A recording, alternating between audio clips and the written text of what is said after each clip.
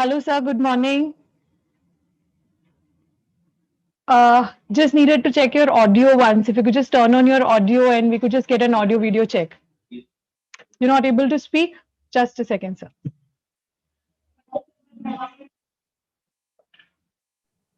Yeah, now I'm muted. Yeah, now I can hear you.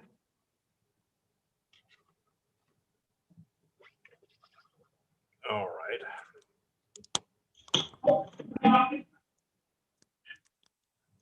Yeah, muted.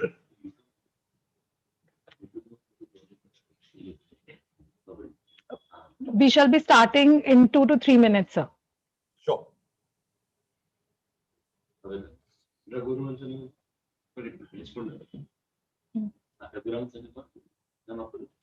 Sir, could you just check your audio once? Yeah. We're not Can you hear able me? to, we could just check the audio feed. Can you hear me now? I can see the audio seems to be okay to me. Okay.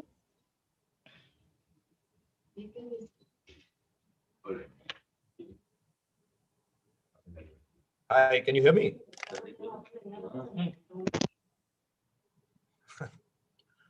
If somebody could give me a feedback whether they can hear me or not.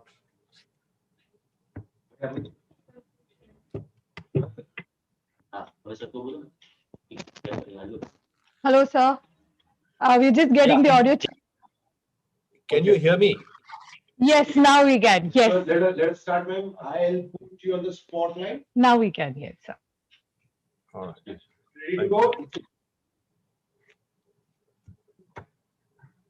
The year 2020 has been a year of turmoil, a year that should have begun with promise and ambition, turned from a February of uncertainty to a March of unpredictability, and found itself firmly in confusion by April.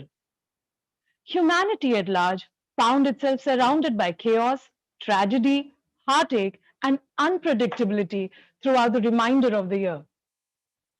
While virtually all sectors of the economy were affected, education system around the world was severely hit, with more than 188 countries forced to close schools in March and many remaining closed throughout the rest of the year. And don't we know so well, new thoughts, innovations, and growth emerge from the centers of education and learning. We went through a lot of turmoil, but proudly emerged with an absolute new approach that has transformed the education system worldwide. Good morning, ladies and gentlemen, and welcome to a sunrise of youthful talent. Welcome to a new dawn where you will witness some of the most intellectual and creative undergraduate and postgraduate minds from colleges across the globe. The smart young minds that emerged out of the turmoil and are raring to prove their worth. Have you seen how the universe is lit up with stars on a dark night and how the waves sparkle when the sunlight falls on them? Today, this gathering too glistens and shines with the presence of many such dignitaries. We have with us Captain Raghuraman, founding CEO, NatGrid, ex-president Reliance Industries, distinguished fellow ORF, and an acclaimed author. Welcome, sir. Shri Sudhir Nanavati, sir, president of GLS University, executive vice president, Gujarat Law Society. He's the senior counsel at the Supreme Court and the High Court of Gujarat. He's also the ambassador of Gujarat for the Swachh Bharat Abhiyan. We're also graced with the presence of Dr. Balchandra Joshi, Provost GLS University, Ms. Chandni Kapadia, Chief Operating Officer, GLS University, and Dr. Dharmesh Shah, Registrar, GLS University. Thank you one and all for your presence. We've often heard that when a door is shut, another opens. Or when it rains lemons, we must learn to make lemonade. Every cloud has a silver lining. Yes, true, but these are cliches, simply figures of speech and language. The pandemic has forced us to look beyond words. The global economy has driven us to convert these words into actions. Life has motivated us to move from peaceful shores onto stormy seas. GLS IBA's image has broken ground and has gone beyond these mere words through its theme, Harnessing Disruption. Let's go through a short AV that shall explain the theme and vision behind image this year.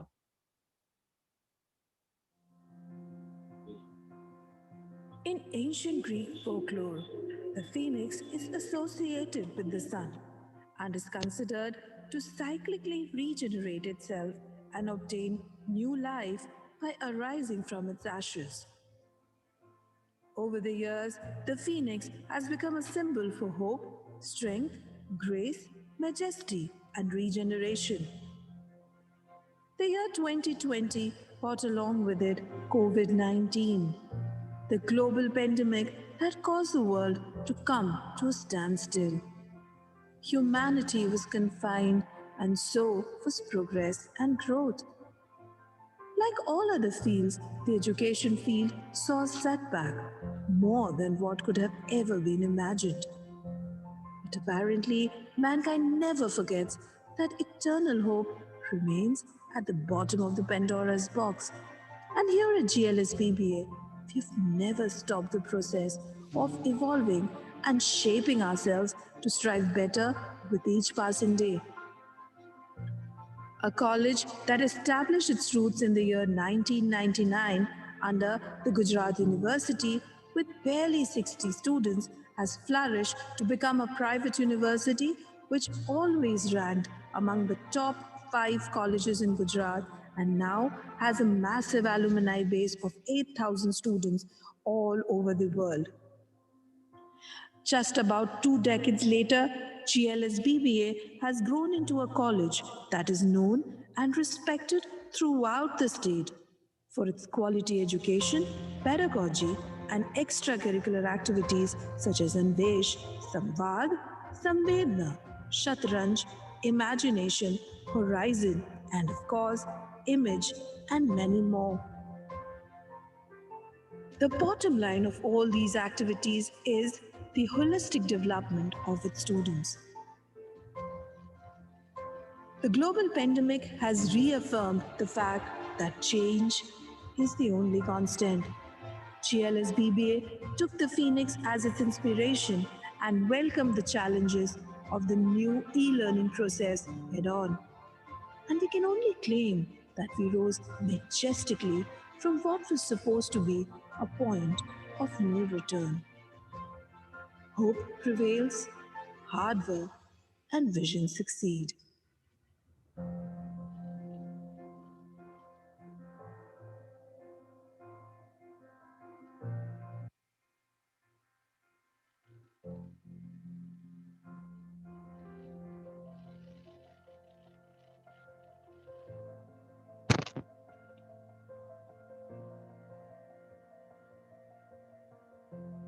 I'm extremely privileged to introduce our director, Dr. Shefali Dani. Innovative, compassionate, respected, and a visionary are only some of the words that define her. She is a leader who believes in making her people stand beside her and not behind her. She is an agent of change and an epitome of simplicity, grace, and strength. It's my privilege to invite Dr. Shefali Dani to give her welcome address.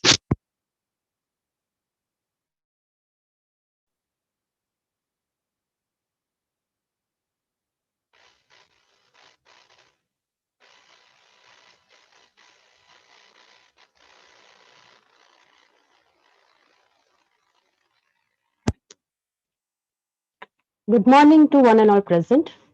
Respected Captain Raghuraman sir, Sudhir sir, Dr. Joshi sir, Dr. Dharmesh bhai, Chandni ma'am, all the dignitaries, distinguished guests, participants and students. It is indeed a matter of pleasure and privilege for me to welcome you all to the annual International Management Fest Image 2021. GLSBB understands the importance of value addition that is brought through education in lives of children. Along than classroom teaching, we believe in giving students the required exposure that helps them to achieve future endeavor.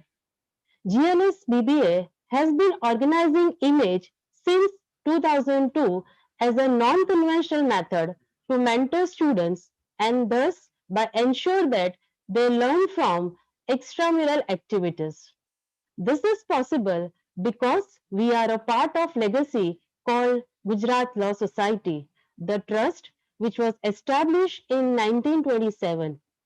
GLS established GLS University under the visionary leadership of Sri Sudhirbhai Nanavati with the intention to impart quality education in the changing time of digitalization.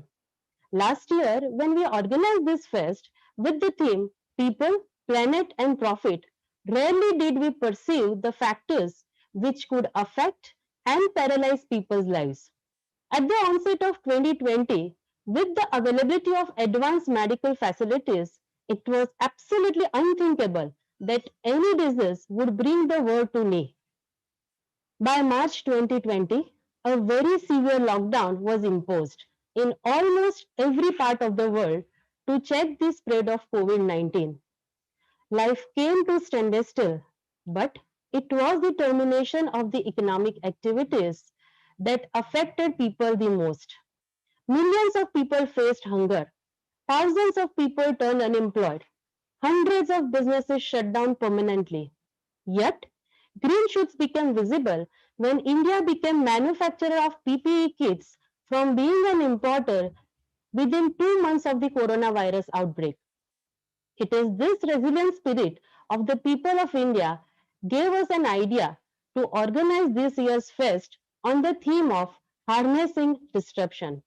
It is truly said, हौसले के तरकश में कोशिश का वो तीर जिंदा रखो, हौसले के तरकश में कोशिश का वो तीर जिंदा रखो, हार जाओ चाहो जिंदगी में सब कुछ, हार जाओ चाहे जिंदगी में सब कुछ, मगर फिर से जीतने की उम्मीद जिंदा रखो.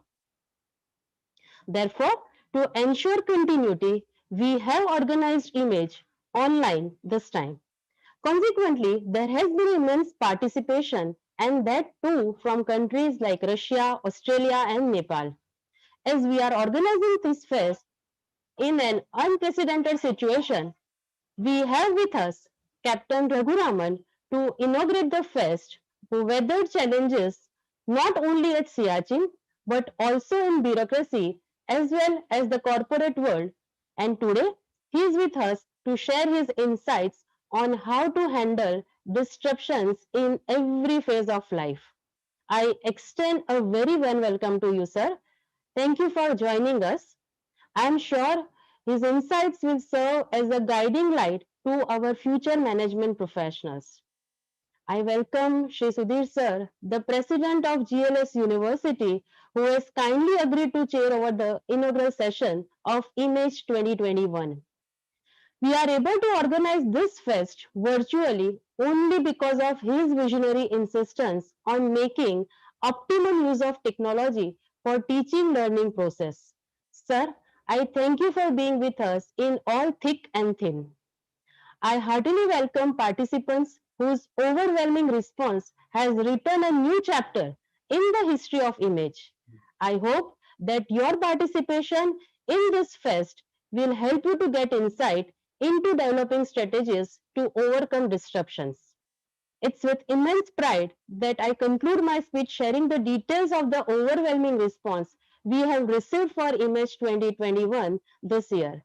Please see the presentation of the participation for Image 2021. Thank you all.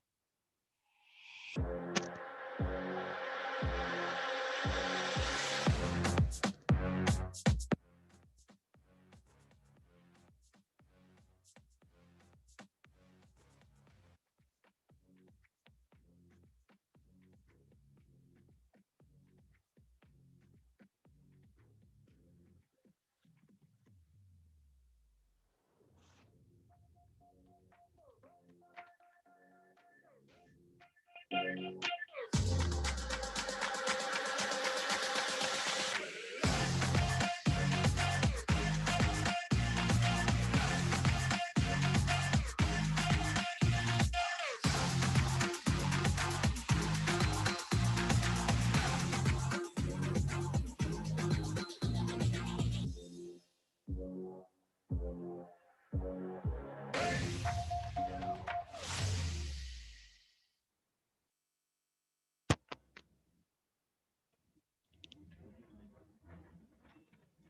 course, Captain Raghuraman Sir's CV is one of the most impressive descriptions of a person with diverse experience, beginning as a captain in the Indian Army and then moving on to be the founding CEO at NatGrid and then sterling stints at Mahindra and Mahindra and Reliance.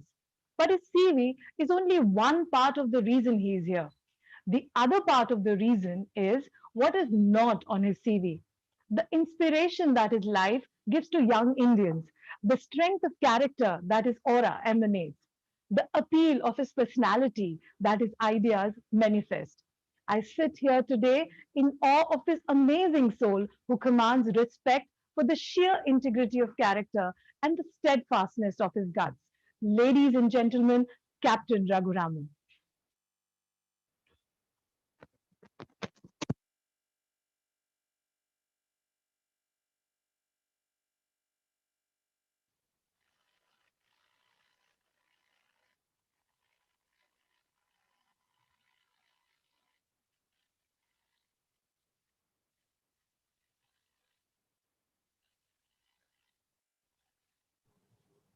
Thank you. Can you hear me now?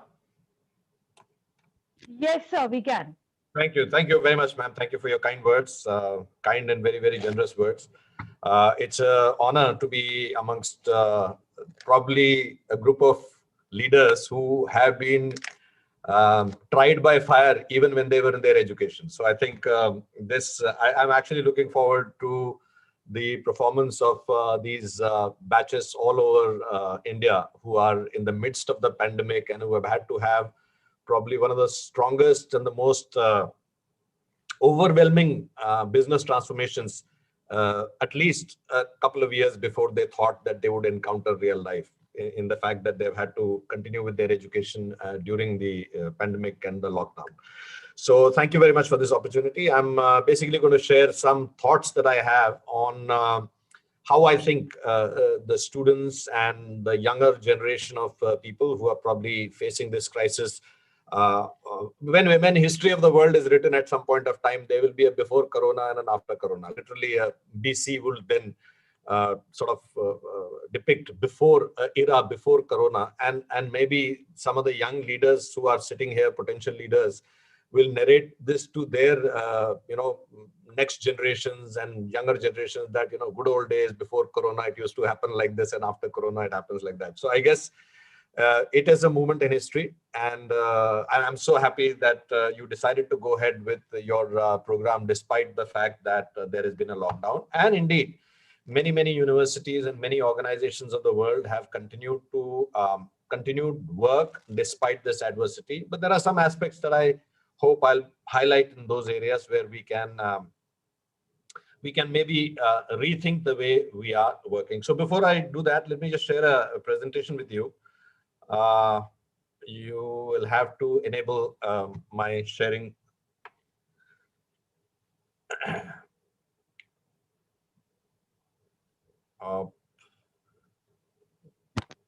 Can the tech team please allow me to share a presentation? There we are. So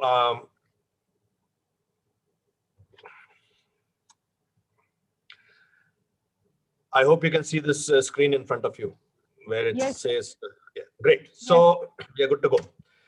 Now, we must have all heard of this term called VUCA, and I'm sure many of the students here had heard of it and with great difficulty memorized it: volatile, uncertain, complex, and ambiguous.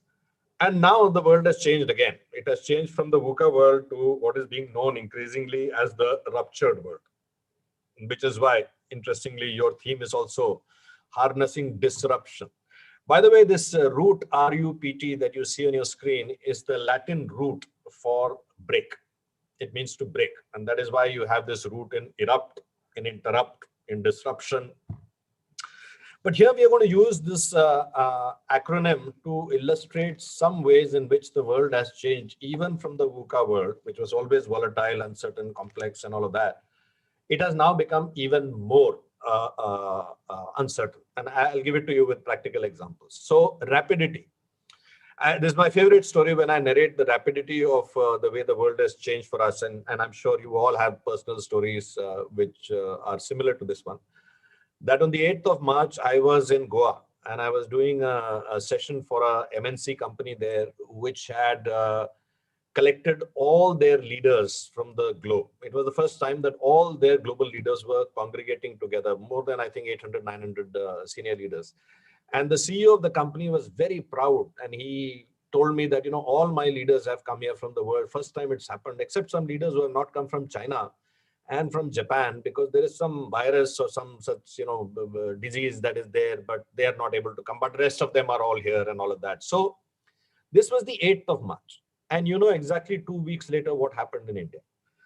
So 8th of March, a problem which was at the opposite end of the world, some virus which is over there, does not concern us in any way. In 2 weeks' time, in 10 working days, so to speak, in the business lingo, it came and hit us with such a massive upheaval that pretty much everything that we did, right down to the way we ate our food, the way we lived our lives, everything changed overnight. And for many people, actually changed much more dramatically. They didn't have food to eat, or they didn't have a place to live. So that is the rapidity with which the world situations are likely to change now.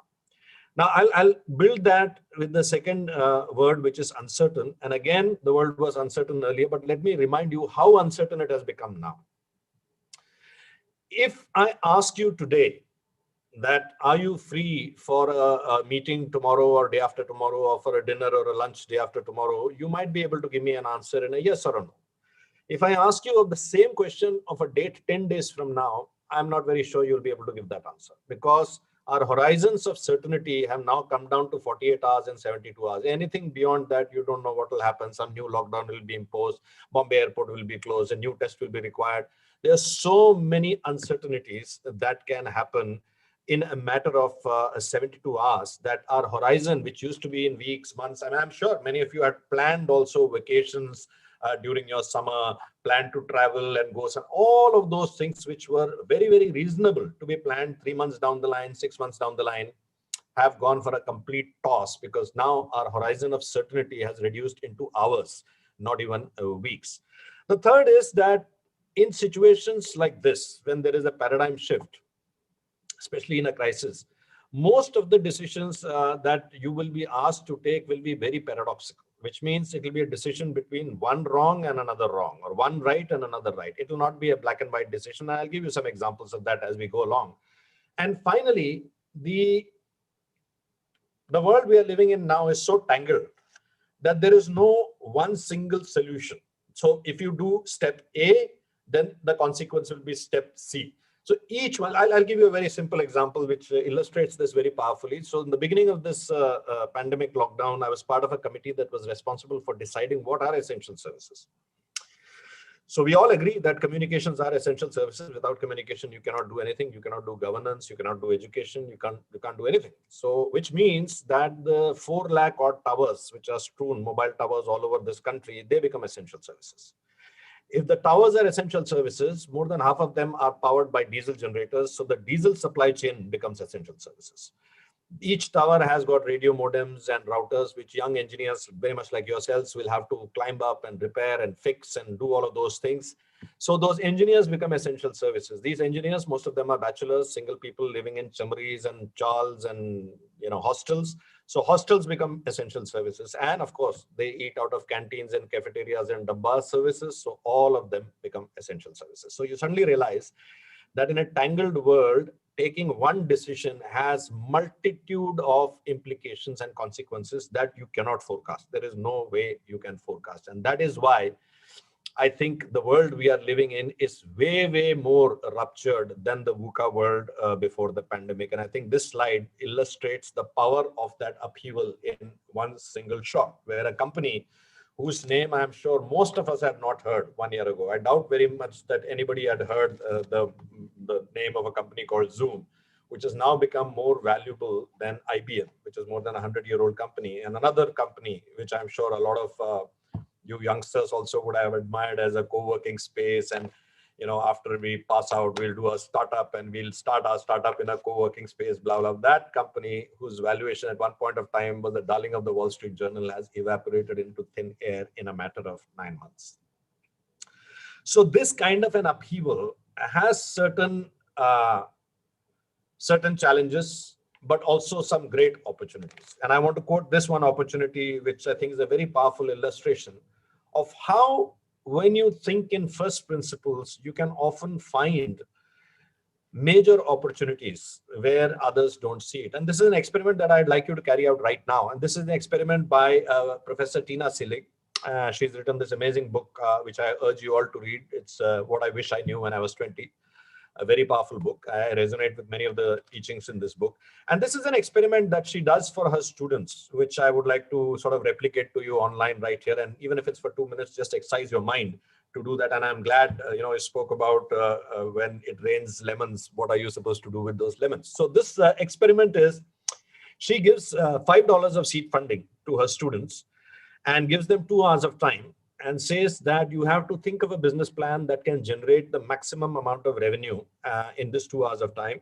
And then you have a 3-minute slot in front of the Stanford alumni where you can present, all the Stanford students, where you can present your business plan. So I want you to take a minute or so, all of us, to try and exercise that. If you were given 2 hours and $5, or maybe 500 rupees in India, how would you generate maximum revenue with that? And of course, some of you have, almost taken up that hint, which was given earlier, that you can buy lemons and set up a lemonade stand, or you can boil eggs and sell boiled eggs, or some students even took this seed funding of $5 and bought car wash material, to wash cars, and they washed the cars, and they, in 2 hours time, they generated a certain amount of funding. A smaller group of the students who were perhaps more innovative, more creative, they realized that actually they have 2 resources. They have the $5 of seed funding, but they also have the 2 hours of time. And interestingly, maybe the seed funding of $5 is distracting them towards the limitations. The limitation is $5. So you think, what can I do with $5? What can I buy with $5? But with 2 hours of time, they actually came up with another idea. And their idea was that they would make reservations. They would stand in the line for restaurants which are jam-packed. And of course, this is a pre-COVID story. And they would stand in the line, and when their turn was going to come, some restaurants take almost 2 hours to find a table, they would auction their time to somebody else. They would say that, do you want to go into this dinner? And how much would you be willing to pay for that, that privilege of not waiting for 2? So they sold their place in the line. And interestingly, they did not even use the $5. So the $5 was not a constraint to them. They actually reframed their question to say, what would we be able to generate in terms of revenue if we had nothing, not even the $5? So they reframed that. They took away the limitation of $5. And yet, the most innovative of the team realized that it was not just the $5 or the 2 hours of time. They also had a 3-minute slot in front of the Stanford students, and they auctioned that 3-minute slot to a company which was wanting to make a pitch to the Stanford students to join them. They actually made a video about that company and played that video for 3 minutes, making the maximum amount of money out of all of these different approaches.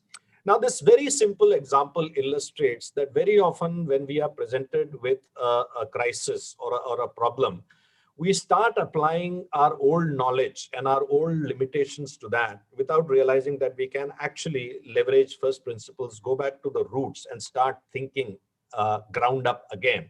And these are some of the principles that I want to share with you. The first one I already spoke to you about, that old maps will never help us navigate the new world. Now, let me simplify this for you with an example of a metro map that you see in front of you. This is, of course, the London metro map, which, by the way, anecdotally is the forefather of pretty much all metro maps in the world. And the brilliance of this map by the inventor was the fact that he decided the map doesn't have to be to scale. It just has to tell people where to get on and where to get out. And obviously, the tracks don't run like these tracks are shown. They don't run in a straight line.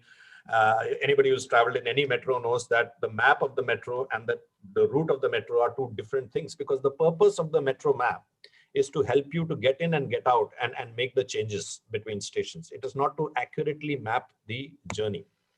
So if anybody took this metro map and came out of the metro and tried to use that to navigate it will be a disaster. Some things may be generally right. Maybe a city or a town is on top and the general line of direction is okay.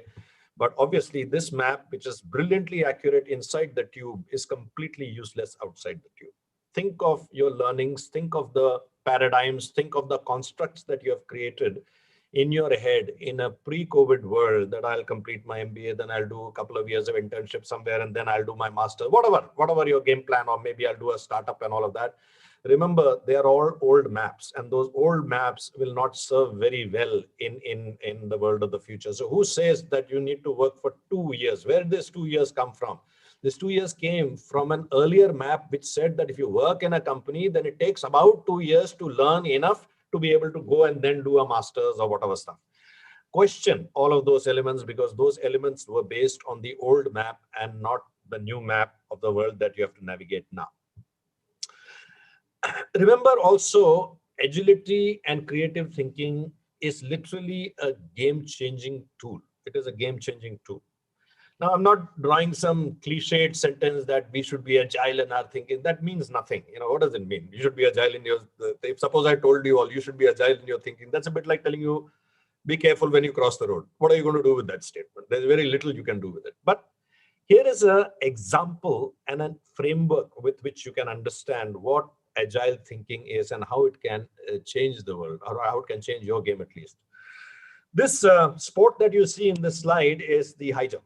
And as most of you are aware, it's the first word in the Olympic logo: higher, stronger, faster. So the high jump until 1968 was performed by the athlete running towards this bar and jumping over with his foot in front. And they put the one leg, like very much like steeplechase or hurdles, if you have seen it, or just like you would jump across a wall. If you have to jump across a small wall, you will come running and leap with both your feet and you would get to the other side. Until in the 1968 Olympics, a young civil engineering student, 21 years old, the same age as many of you, he formulated a completely new way of getting across the bar, and which was by coming and flopping with his head over first. So the head over first, body next, and legs after that was known as the Fosbury flop, which has now become the standard way of high jump. So it is true to say literally that this young 21-year-old lad changed the way the game was played thereafter. Now, there are two observations here. One, of course, was the fact that he was not an athlete. He came in completely from outside the sport. He was just a 21-year-old student. So it's not like he had decades of practice competing in Olympics.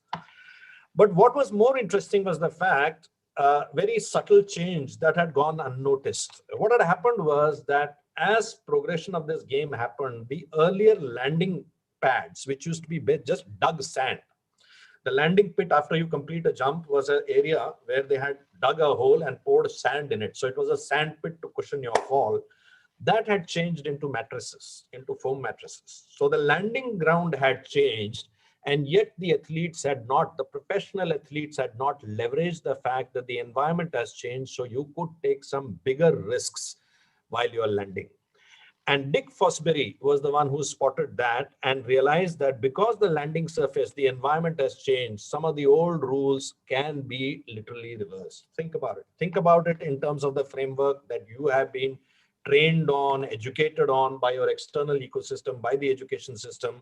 All of them, the environment has changed. And if the environment has changed, you should also look at the strategy of how you are going to leap across your obstacles. They don't have to be the same traditional way in which your predecessors did it. So many of your role models, the way they used to jump might be an inefficient way, given that the environment has changed now. We must also realize that this penchant with a lot of organizations, institutions, colleges, B schools, MNCs have suddenly got of doing this online. We are now moved online. We are 100% online. Yes, it's creditable that we are holding this event online, and well, there is really no other option but to do it online. But our belief that we will take the education system, which used to do physically, and just convert it into Zoom and it will be as efficient, is a complete myth. At best, this is a temporary compromise. At best, this is a compromise of taking what was arguably a not very efficient system of learning anyway. So I'll come to that story in a little while. But the fact is that many of our educational protocols basically work on a bell curve. They work on a curve that there will be toppers, the 5 to 10% toppers, and then there'll be this big middle, and then there'll be some laggards. And this is a very easy way for educational institutions to measure the performance of their students, because these are measurable things. They're very, very metric. How much you scored in a certain paper is very measurable. Real life, however, does not work that way. In real life, there is very rarely an individual whose individual contribution alone will take that person very far in life. Usually, it will have to be collaboration. And in collaborative working, the method of our principal education, primary education, is not very conducive.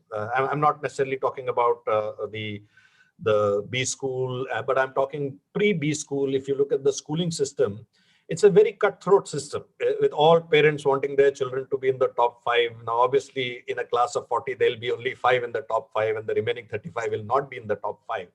This belief that, in good old days, I don't know if it still happens, but good old days, students were taught to write like this, that you first cover your answer sheet and then write the answer so that nobody else can see and copy, because if they saw what you did, they will be able to replicate it, and therefore you will lose your advantage.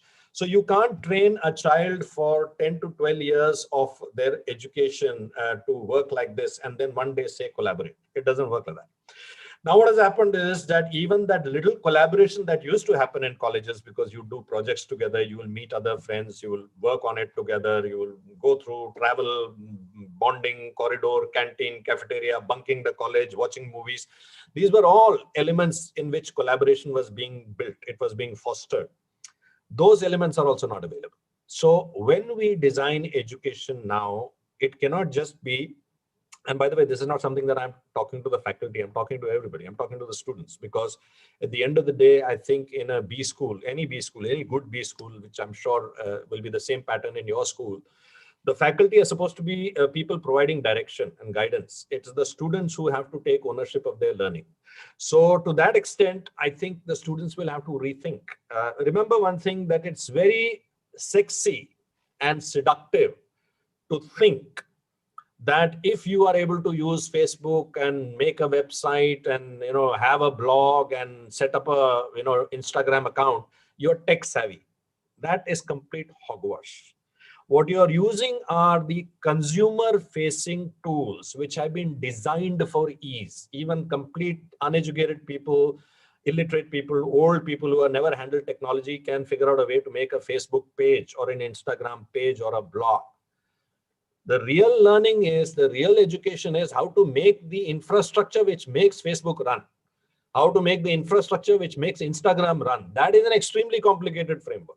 So just because you are tech savvy by setting up a Zoom account and thinking now I have become tech savvy, you have become savvy in using what is a very easy to use product which is designed for use by a novice.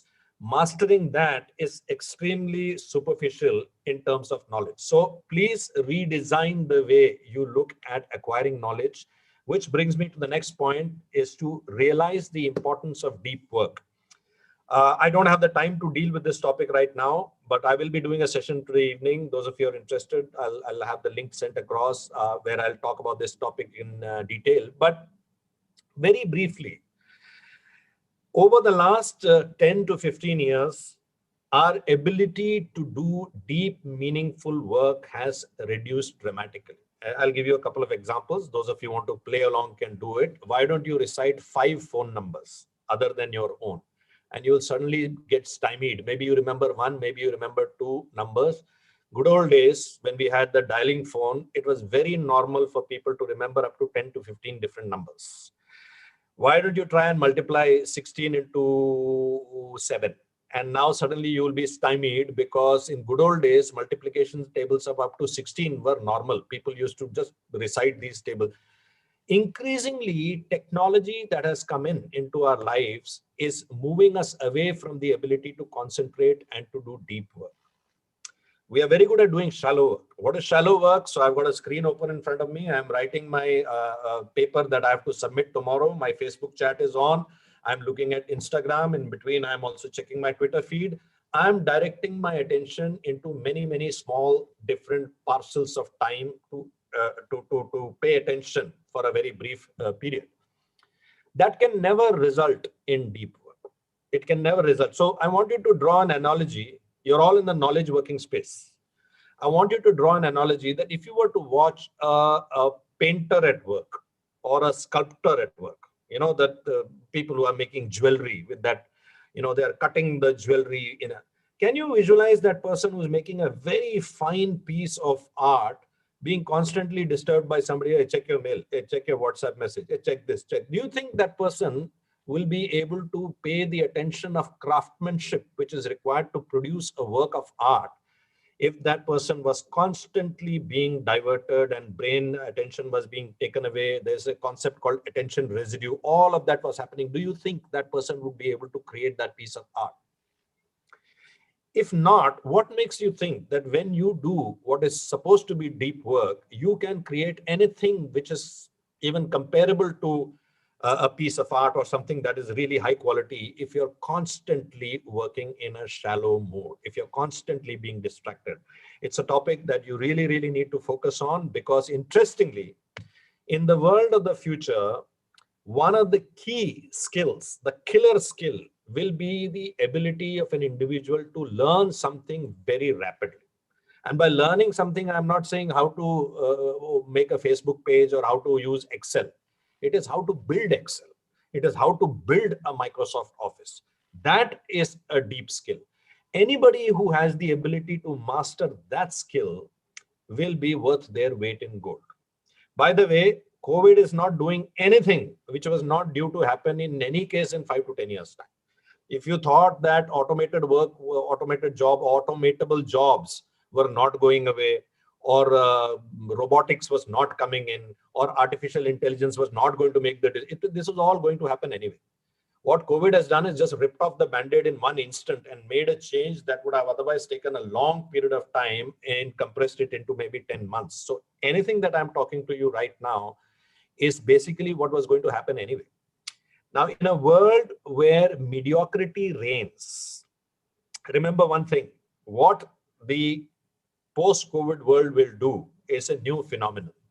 That phenomenon is that if there is somebody who is even slightly more talented than you, slightly more productive than you, then that person can be accessed by the employer from anywhere in the world.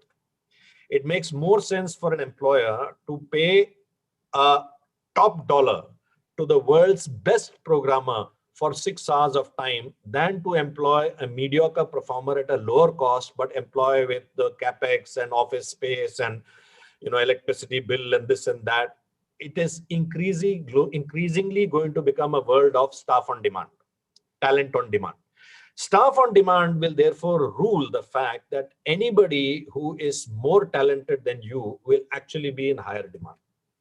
The only way to develop more talent is actually grown, by the way. It is not something that you're born with. Yes, you may have a flair for it, but to become extremely talented, you have to do deep work.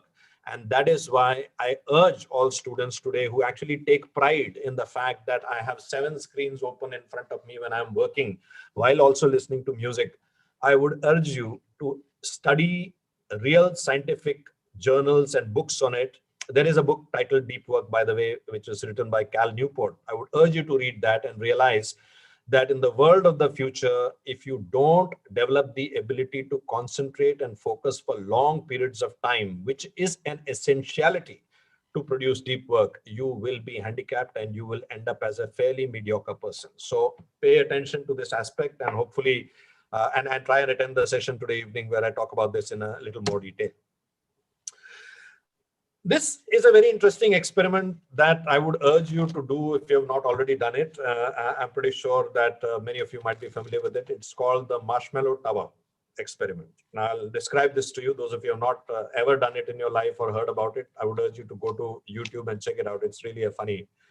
And I'm making this point, I speak about this in many of my sessions, but in this particular session, there is a very important point I want to make about this marshmallow tower experiment. For those of you who don't know it, it's a very simple experiment.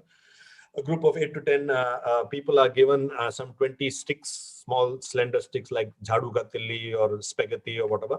And they're given a piece of thermocol or marshmallow, which is where the name comes. And they have to, and some duct tape, regular tape, and they have to build the highest tower possible. Now, interestingly, this experiment has been done with various different demographies. It's been done with CEOs, with management trainees, with doctors, with surgeons, with lawyers, with aircraft manufacturers, every demography they have been done. The ones who perform the worst are management trainees. And I'll tell you the reason why. Ones who perform the best, any guesses? Interestingly, it is the kindergarten kids. The kindergarten kids actually perform the best. And the interesting reason why organizational dynamics behavior specialists talk about it is the fact that most management trainees have been inducted into a mindset of frugality. They are taught that there is a zero-sum game, which means if you win, someone has to lose.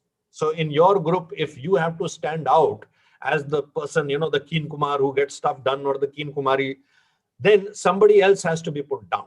And there is that, because it's a very linear system of scoring in most of our education system and our environment, and even in our corporates when we join, it's a very linear system of scoring. So if you've got 10 people in your team, you are told that only 2 can be given an A, 6 to 7 have to be given a B, and 1 or 2 have to be given a C. So a bell curve is enforced on you, which basically makes it a dog-eat-dog environment. It makes it an environment where for you to get that seat, someone else has to lose it.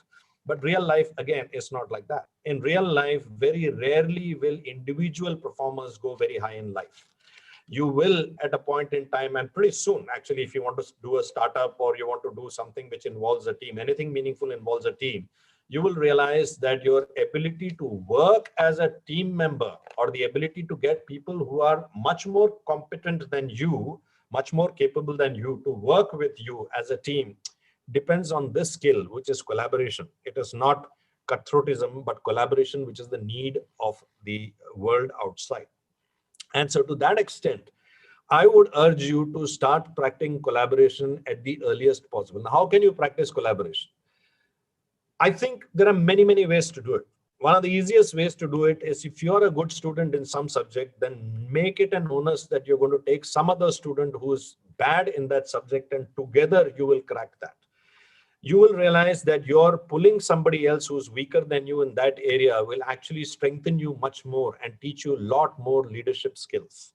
Remember one thing, that each person who's in this webinar as a student at least, is an extraordinarily lucky student, because I know your university, and I know the people who reach your university, they are the cream of the cream. And you are associated with a tier 1 faculty, you are given a tier 1 education, and you're used to working with your friends and your colleagues and your students, co-students, who are all as equally brilliant and smart as you are. But again, that is not real life. In real life, when you will go into your respective jobs and commands, maybe you will get 4 or 5 people who will work with you. Those 4 or 5 people may come from very, very differently privileged backgrounds. They may not be as quick on the uptake as you are. They may not understand the Angrezi you do. They may not understand the concepts of Michael Porter and Philip Kotler and all of that.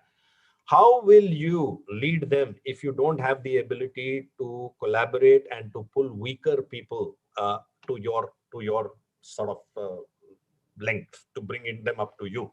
And that's the skill that you learn by assisting a student who is weaker than you. So you'll have to find methods to train on the muscles which you'll be required to use in the corporate. In the corporate, I doubt very much that people are looking for what we call I specialists. I specialists, I did this, I did this, I did this, I was the topper. Nobody wants that. Because I specialists might be very good individual contributors. They might be very good as salespeople. They might be very good as a chartered accountant, as an individual. But the moment they have to create a team, they will have to have the skill of collaboration. And that, to my mind, in the world of the future, is going to be a much more in demand skill. because the skills and competencies required in the world to solve complex problems will not exist in one individual. They will have to be brought to the table by a group of individuals, and only a group of individuals who can work and collaborate together can actually divert their energy towards the end product and not towards ego hassles with one another.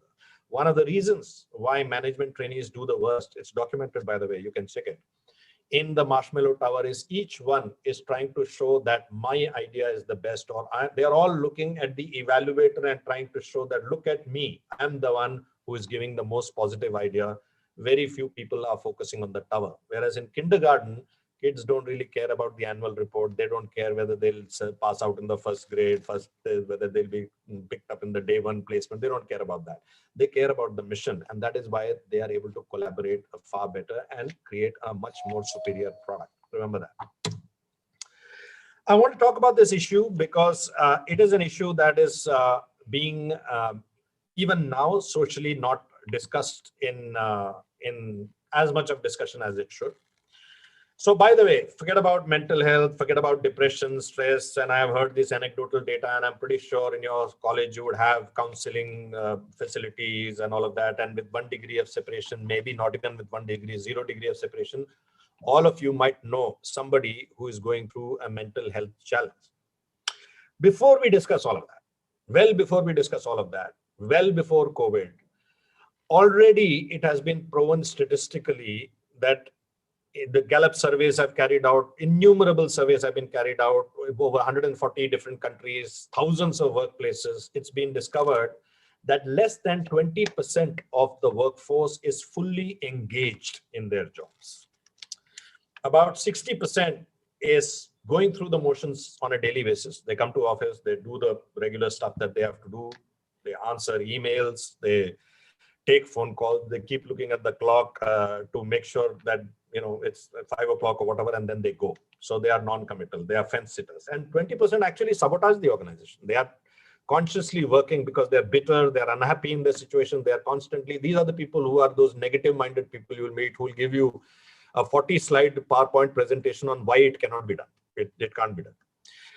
Now, the point is that if you have a workforce in which only about 20% people are fully engaged, then instead of focusing on the latest management fad, latest tool, another new tool called Basecamp or Slack, I think it might be much more beneficial for the organization and for the individuals to say, how do we get the remaining 80% who are disengaged and get them more engaged? How do we get them more ownership? Now, one of the elements of ownership is found that you need to be in contact to be owning something. You have to feel that you have a sense of ownership over it. That is why the dog which is outside your door, the stray dog outside your door, you have some sense of affinity to it because you have a sense of ownership over it. You don't care about a stray dog which gets run over by a car. Maybe you do because it's an animal, but not as much as you care about this. These elements of caring, these elements of showing that we care for each other, of giving each other feedback, physical feedback, body language feedback, all of that will get taken away by the pandemic. Now, in a world which was already disengaged, you now have a challenge of mental health because there is no way. Let me explain this to you, and this you can validate this with mental health professionals, and they will tell you the same thing. Firstly, mental health is something that affects everybody. It's like viral fever. All of us will get it 3, 4, 5, 6 times in our lives, maybe even more. It's like fever. You will get it. You'll go through it for a few weeks, and after that you will be okay. So it's not that, oh, this person has got some stress or mental health issues and therefore. Secondly, it is a completely normal situation because the signs of mental health and the signs of sadness are exactly the same. They're the same. You don't feel like getting up. You don't feel like eating. You don't feel like, you feel depressed. You feel sad all the time. This is exactly the state of mind when a person is sad, which is the same state of mind which is diagnosed in many cases as mental health. I would urge you as a community of students to realize that you are possibly going through the biggest stress than any other community right now. You were on the cusp of making your career. In many cases, maybe even financial plans were linked with it. financial plans of the household was linked with the fact that you will start working in 2022, 23, and then you'll pay off a loan or whatever. That world has become topsy-turvy. I don't have the answers to how you will solve your problem, but I can tell you that a depressed state of mind, you will never come out with good answers. You will never ever get good answers. If you want to find how to navigate through this mess, then the first thing you've got to do is to bring yourself in a good state of mind, which ironically is very easy to do when you're helping someone else. If you are helping somebody else go through their battles and their stresses, this is brain chemistry. I can take another 3-hour session to explain how and why, but there are release of chemicals like serotonin and oxytocin, which surge into your brain when you assist somebody, when you help someone. And I think if we as a group realize that mental health is a big challenge, we are all afflicted by it by some degree or the other, and there is no point in denying it. Unfortunately, COVID has given us a silver lining where we can talk about, not superficially, not to say, oh, we have started a meditation class or do yoga 3 times in a week and it'll become okay, but actually to go deeper into the issue, to talk to friends, to talk to counselors, to talk to individuals who will help us navigate through or even help people who we can very clearly see are suffering from this challenge. Many years ago, I read a book called Illusions. I would urge those of you like reading to read that book. It's written by an author called Richard Bach. And he had a very powerful statement in that line. Very, very powerful statement in that book. He says, what the caterpillar calls the end of the world, the master calls the butterfly. Now, it's a very profound statement, but I think it's very important for us to understand this. If you were thinking of yourself as a caterpillar, and you said that I am inside this shell and I basically crawl and do this and I eat leaves and all of that, and one day my shell is going to break off and I'm going to, this body of mine is going to change. I'm no longer going to eat leaf. Instead, I'll be given something called nectar, and I'll no longer be able to go through these comfortable branches. Instead, I'll have to learn a new skill called flying, and I'll have to travel great distances to find my food. You will think that it is the end of the world, because you are ceasing to exist as a caterpillar, which is true. But if you consider that to be a transformation to a butterfly, then of course there is no end to the possibilities. You are exponentially going to increase in your range, in your remit, in the areas that you will go through, in the heights that you will attain, literally, because you are flying instead of being tied down to a branch. The way to change that attitude of looking at the world as if it is ending for a caterpillar or beginning of a transformation for a butterfly is your horizon.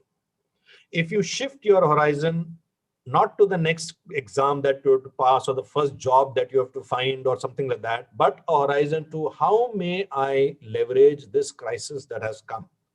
How may I take this $5 and the 2 hours and go back to first principles thinking and figure out what I can create? How may I form a group of maybe 5 or 6 students right now while we are in college, so that when we do a company, we start a company, we can go to an MNC and tell the MNC, your entire website designing and this and that and social management, social media management, we 5 will do for you at half the cost that you're paying to a #1 agency, because we have within us a writer, sort of graphic specialist, whatever.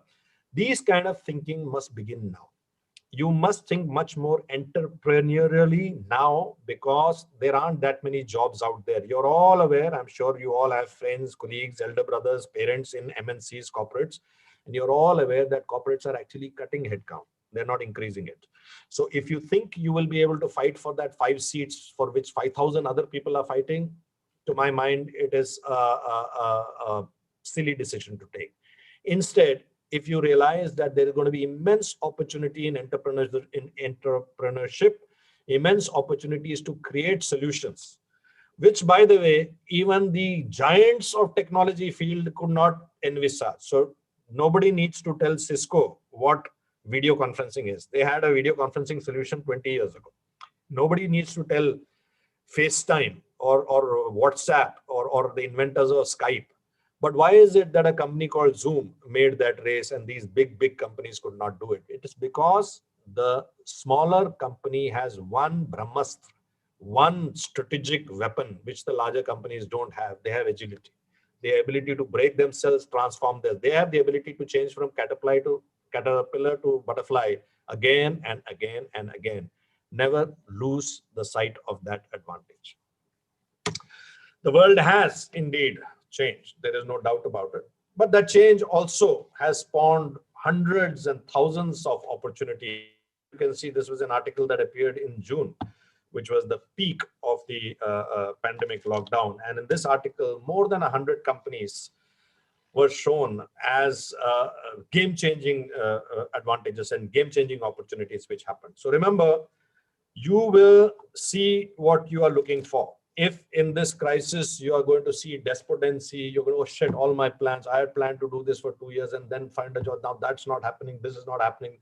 You're navigating by the old map. And very clearly, if you're navigating with the old map, the new landmarks will look strange. You will curse the map. You will curse your bad luck. And you'll say, but if you look at it in terms of an opportunity, if you look at how many things are changing and how many opportunities are there, then you will realize that probably you are entering corporates at the cusp of the best advantage you have. You will be a young, agile thinker who can reinvent themselves again and again. And that is a skill that corporates will be seeking, that the entrepreneurship market is seeking, that problems are seeking for inventors of solution, inventors very much like you. So thanks a ton for this opportunity to speak with you. And I wish you all the very best for this two-day event and of course, for the rest of your career and your life. And if there are any questions, I'll try to answer them. If you don't have the time, that's my Twitter handle.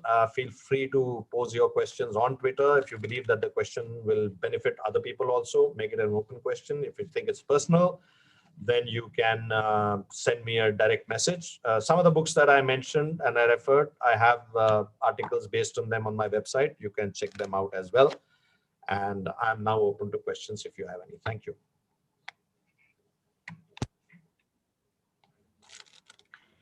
Thank you for your words of inspiration, sir. Would I be at fault if I use the words of the father of the nation to describe you to the audience? Ladies and gentlemen, the captain's life is his message. So learn from his words. But more than that, learn from his life. Thank you, sir, for your presence. Thank you very much. You have a nice day. How do I introduce the cornerstone of GLS? Sir, you'll have to stop the presentation sharing so that. Thank you, sir. How do I introduce the cornerstone of GLS? Sri Sudhir Nanavati, sir. His name itself is enough, not only because he's so well known all over India as the face of Gujarat Law Society, but most of all in the context of the theme of image. His name is who he is. So, what more do you need in a pandemic, in a global calamity, in a struggling economy, in a personal crisis? You need Sudhir, Sari Dheeraj, great patience. It is an honor and privilege to call upon the President of GLS University and Executive Vice President of Gujarat Law Society to give his presidential address. Thank you. Thank you. And for a nice word about describing about my name, Sudhir. I think my wife has still not understood that meaning. And when she will understand, I will be more happy.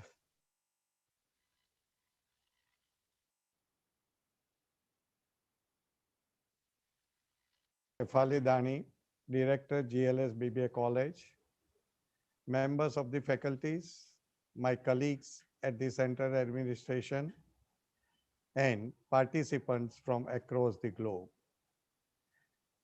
Good afternoon, one and all.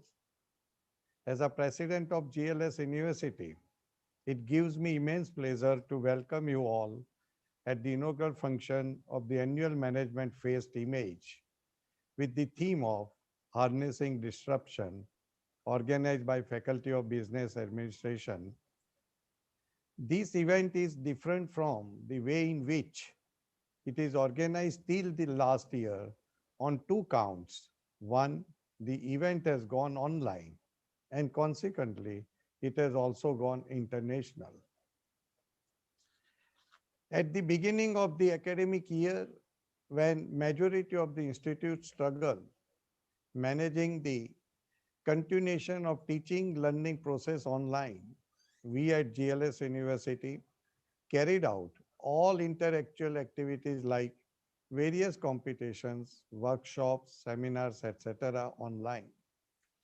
We were able to accept the challenges posed by COVID-19 pandemic in our university because we are a part of legacy which has been handed down to us by founding fathers like Sardar Vallabhbhai Patel, Ganesh Maulankar, Kasturbai Lalbhai, Shri I.M. Nanavati, who has established Gujarat Law Society Trust in 1927.